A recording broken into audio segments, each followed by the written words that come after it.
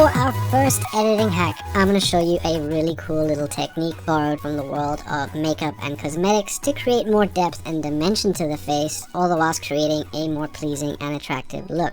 And it's all about accentuating the highlights and shadows in the cheekbone and jawline so as to make these features pop and look more defined. And all it requires is just a few clicks in Photoshop, so without further ado, let's get started.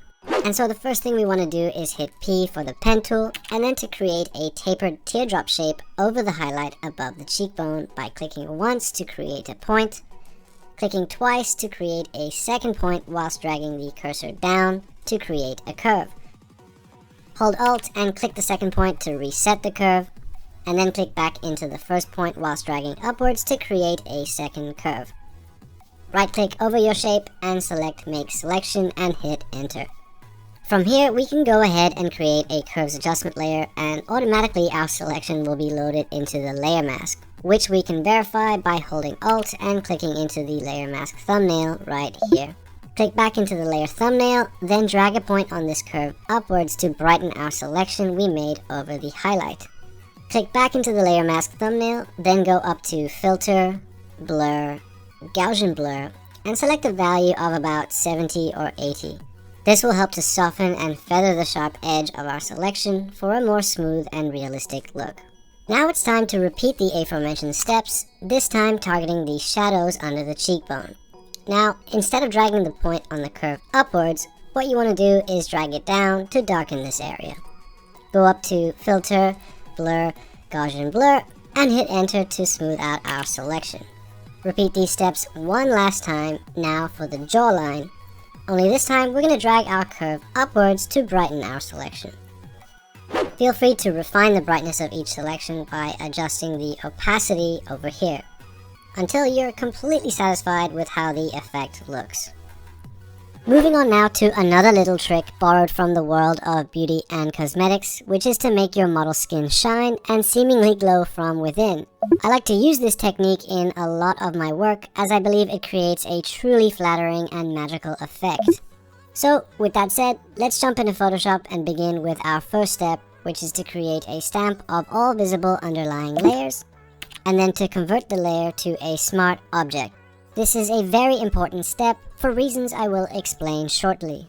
From here, we can go ahead and click into Filter, Camera Raw Filter, and make sure you're in the Basic Adjustments section, and then feel free to increase the exposure, highlights, and white dials until you're fully satisfied with the level of brightness and luminosity in the skin.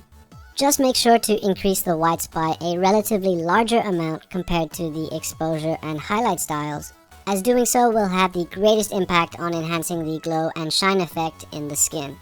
Once done, hit OK and then click into the layer mask right over here, which was automatically created thanks to the smart object conversion we made earlier. Hit Command I to invert it, and then using a soft white brush, start to paint in this glowing effect into your subject's skin alone. So let's now take a look at a before and after. And as you can see, in just a few clicks, we have successfully added in a nice beauty glow and shine to our model's skin. For this hack, I'm going to show you a really useful little trick to efficiently clean up distracting stray hairs with just a few clicks using Photoshop's Liquify tool. And to do this, we first need to create a stamp of all visible underlying layers, and then hitting Command J to duplicate this layer. Let's turn off the visibility of the top layer and rename it to Expand Outwards. Then click into the bottom layer and rename it to Contract Inwards. With the bottom layer selected, we can now go into Filter, Liquify. Once in the Liquify window, we can go ahead and use the Smudge tool right over here to click and drag these rogue strands of hair downwards and out of sight. Now, I know this might start to look a little bit strange, but stay with me here as I promise it's all going to make sense in just a few seconds. So with that done, let's hit OK and jump back into Photoshop. From here, let's create a layer mask, then hit Command I to invert it, then using a soft white brush, start to paint in this effect over the strands of hair alone. This is looking good so far, but we're not done yet. Next up, let's click into our Expand Outwards layer, turn on the visibility, and click into Filter, Liquify. Now, instead of dragging the hair downwards, what we can do is click and drag the outer edge of the model's hair slightly up and outwards to make it subtly more voluminous and curvaceous.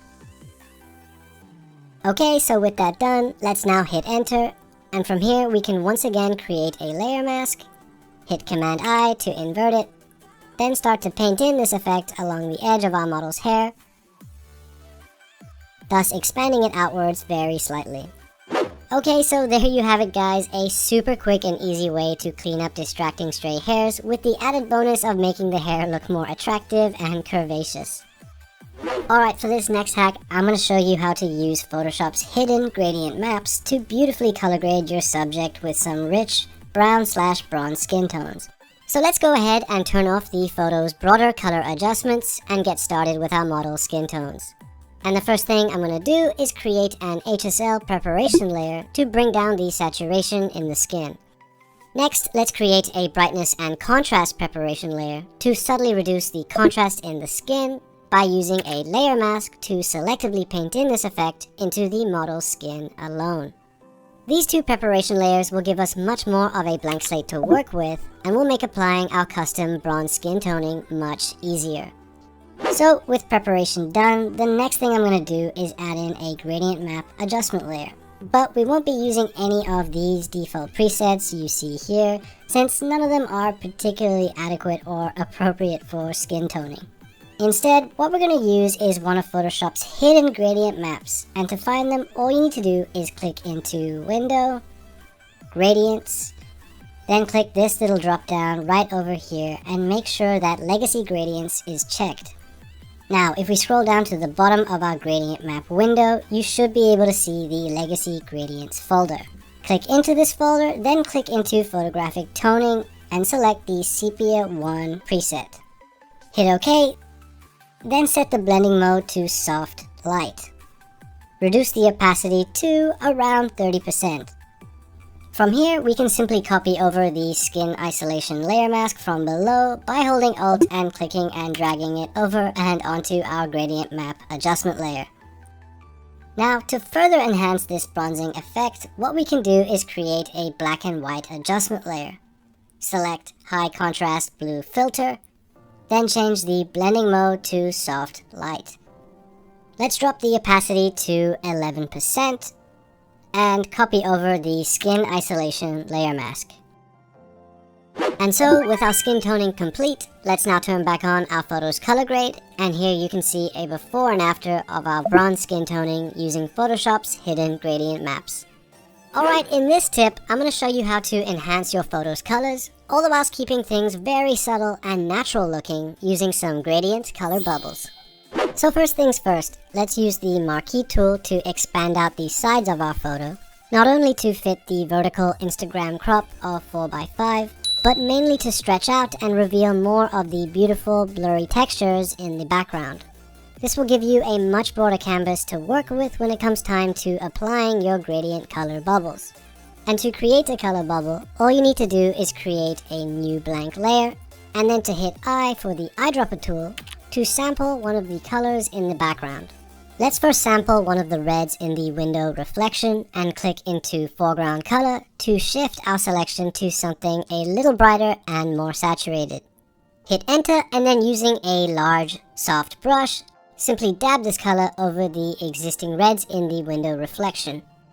Change the blending mode to overlay, and then reduce the opacity to about 30%. If you're unhappy with the color of your gradient bubble, or you'd simply like to refine it further, all you need to do is create a new HSL adjustment layer, hold Alt and click just below this layer, and then feel free to shift the hue and saturation sliders until you're satisfied with the final output. And so I've gone ahead now and repeated these steps for the blues and yellows in frame.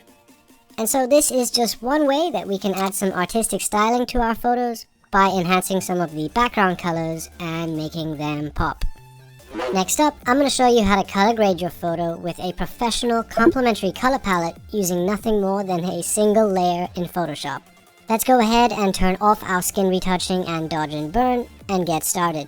And so the first thing we're going to do is create a stamp of all visible underlying layers, and from here we can click into Filter, Camera Raw Filter.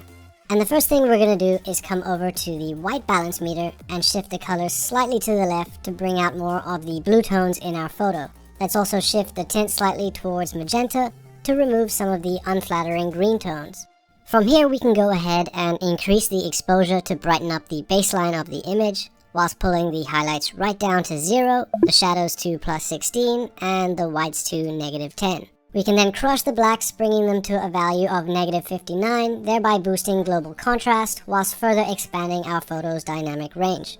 Next, let's move into the powerful Color Mixer tool, and starting with the Luminance tab, we can go ahead and increase the reds and oranges to +100, reduce the blues to -9, and the purples to -24.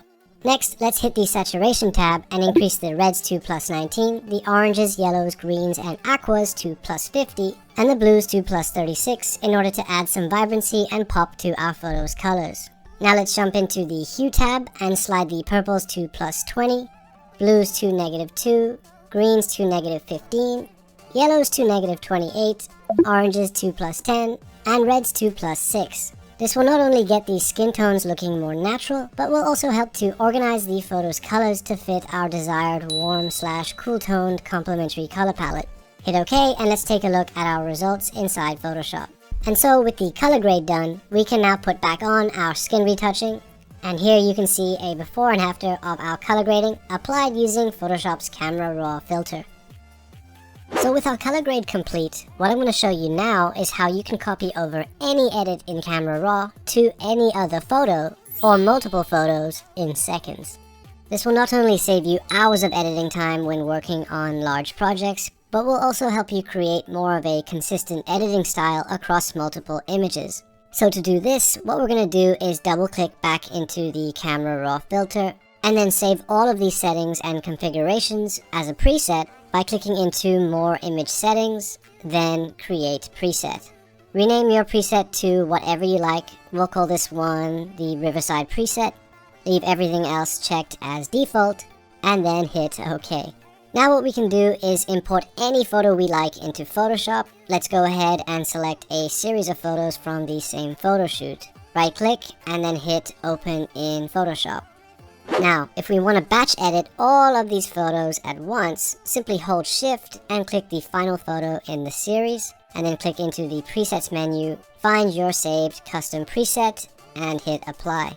And the best part is, this is a dynamic and configurable preset, giving you the power to further refine or customize its settings to better fit the unique requirements of each photo. It really is as simple as that. Okay guys, for this next hack, I'm going to teach you a simple little trick to enhance your model's hair to really make it pop and look much more dynamic and eye-catching in seconds. This effect is achieved in 3 parts, and the first is to create a levels adjustment layer, and then to shift the white point slider to the left to brighten the highlights, while shifting the black point and midtone sliders to the right slightly, so as to ensure our shadows and midtones are kept nice and dark. Click into the layer mask, hit Command I to invert it, then using a soft white brush, start to paint in this effect into the model's hair alone. So this is looking good so far, but we're not done yet. Next, what we can do is create a solid color adjustment layer. Make sure your selected color is white, set the blending mode to overlay, then click into the layer mask, invert it, hit B for the brush tool, reduce the opacity, and then start to selectively paint in this effect over the brightest highlights alone. This will effectively create specular highlights in the hair, providing a strong visual cue for shape and dimension. As a final step, let's create an HSL adjustment layer. Then using the hand picker tool, select the blue tones in the hair, reduce the saturation. Then with the layer mask selected, hit Command I to invert it, then start to paint in this effect specifically into the highlights in the hair alone. Reducing saturation in the highlights is another great way to enhance the perception of depth and dimension in your photo. Feel free to refine the intensity of this applied effect by grouping these 3 layers together and then dropping the opacity right over here, until you're completely satisfied with the end result.